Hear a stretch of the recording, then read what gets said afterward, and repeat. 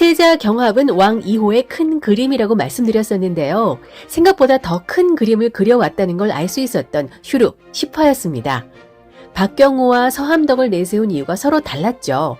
박경우는 말씀드린 대로 영모를 꾸민 자가 아니라 백성을 긍휼히 여겨 자립해 먹고 살 수 있게 해준 인물이었습니다. 그것을 간판 왕자 둘 중 누구 한 명을 선택하지 않은 상태로 입궁을 했고요.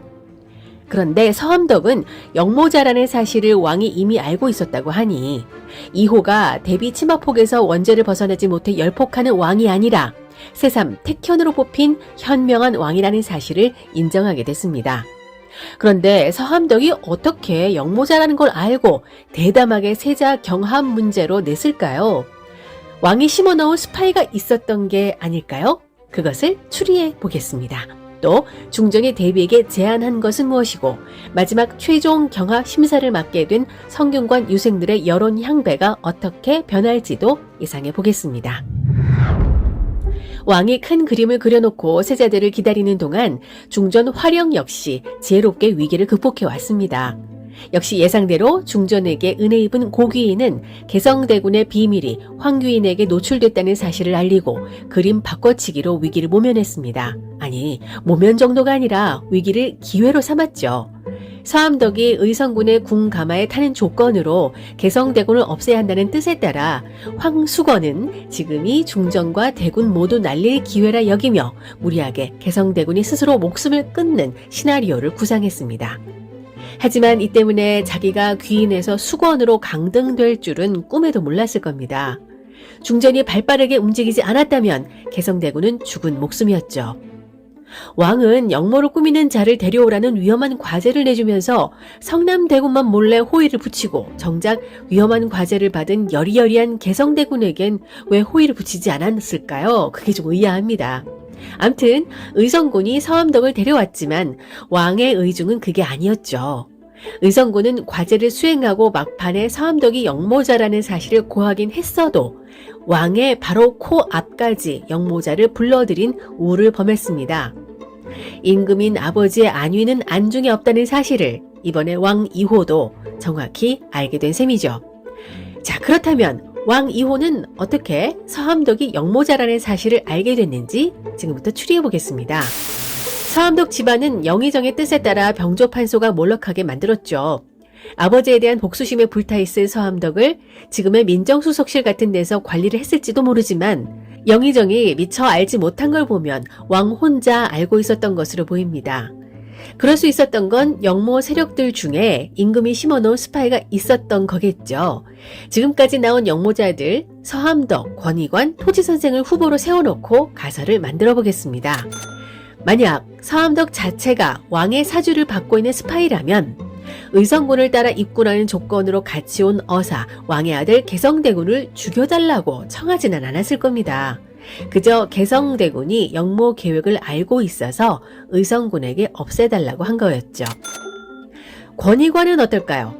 만약 그가 왕의 사주를 받고 있는 스파이라고 할 수 있는 부분이라면 서함덕에게 입궁하라고 종용한 점을 들 수 있습니다. 서함덕이 왕의 교지를 받았다는 소리를 듣자 토지선생은 함정일 거라며 의심했지만 권희관은 오히려 잘됐다며 궁에 들어가라고 하죠.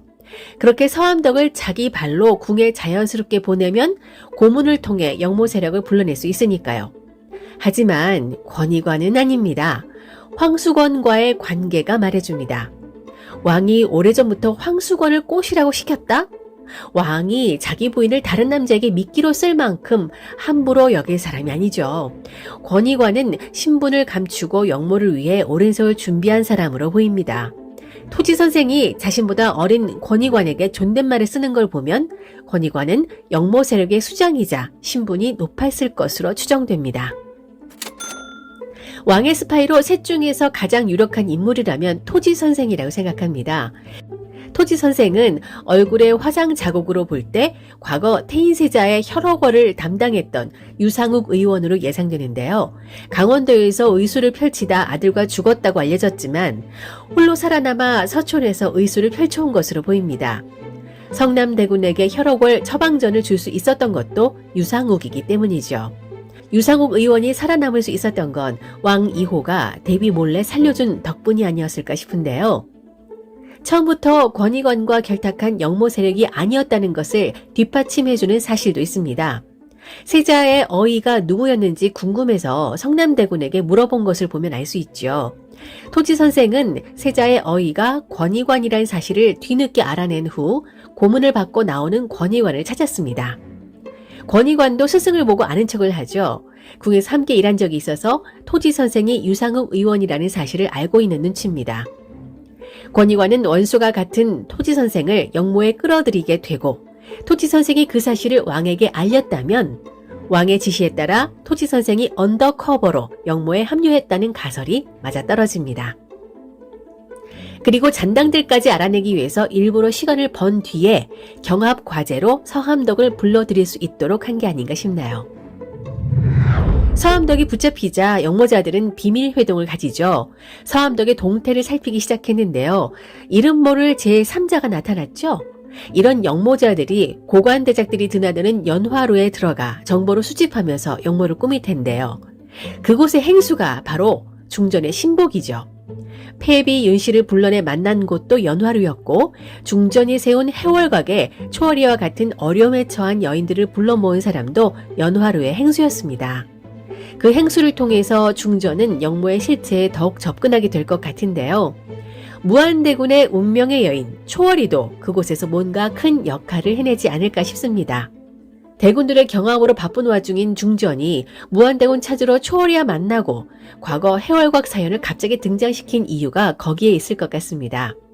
물론 인자하고 애민정신이 투철한 중전을 그려내기 위한 장치로 해월각을 등장시킨 것일 수도 있지만 초월이의 생모가 해월각 첫 번째 수혜자였고 무한대군을 임신했던 중전과 산후조리원 동기로서 깊은 인연을 그려낸 이유가 분명히 있을 것으로 보입니다. 그런데 해월각을 설치한 진짜 동기는 바로 성남대군을 뺏긴 것과 관련된 듯합니다. 사가에서 몸을 풀던 중전이 대비로부터 성남대군을 뺏기는 회상 장면이 나옵니다. 계보에 오를 수 없는 불길한 왕자라며 성남대군을 뺏어가는데요. 불길하다는 부분에서 목에 있는 점을 부각시킨 게 예사롭지 않습니다. 또한 성남대군이 선왕의 상중에 외도해서 태어났다고 대비가 소문을 낸 것도 관련지어서 본다면 애초에 성남대군은 대비에겐 없었으면 하는 손자였죠. 여러 설에 따르면 예법에 따라 궁의 3년 상중에는 합방을 할 수가 없는데 화령이 임신을 하자 대비가 노했을 거라는 설이 있습니다. 화령은 상중에 합방을 한 게 아닌데 아이가 너무 일찍 태어났거나 반대로 너무 늦게 태어나서 상중에 임신했다는 오해를 받아 억울한 일을 당했을 수도 있겠다는 생각이 듭니다. 그래서 당시 미신이나 체면 때문에 자신과 같은 억울한 일을 겪거나 숱한 어려움을 겪는 여인들을 위해서 모자원 같은 해월각을 설치한 게 아닌가 싶네요. 한편 성남대군, 보검군, 의성군으로 압축된 최종 경합 심사는 성균관 유생들이 보기로 결정이 났죠.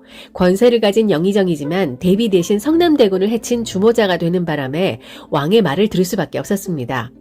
게다가 자기 딸마저 내명부 꼴찌, 수건으로 강등된 상황이고 대비는 보검군에 힘을 실어주고 있죠. 하지만 정치 구단이 어디 가나요? 수능 출제자처럼 꽁꽁 묶어뒀을지라도 어떻게 해서든 유생들의 여론을 움직이게끔 만들 텐데요.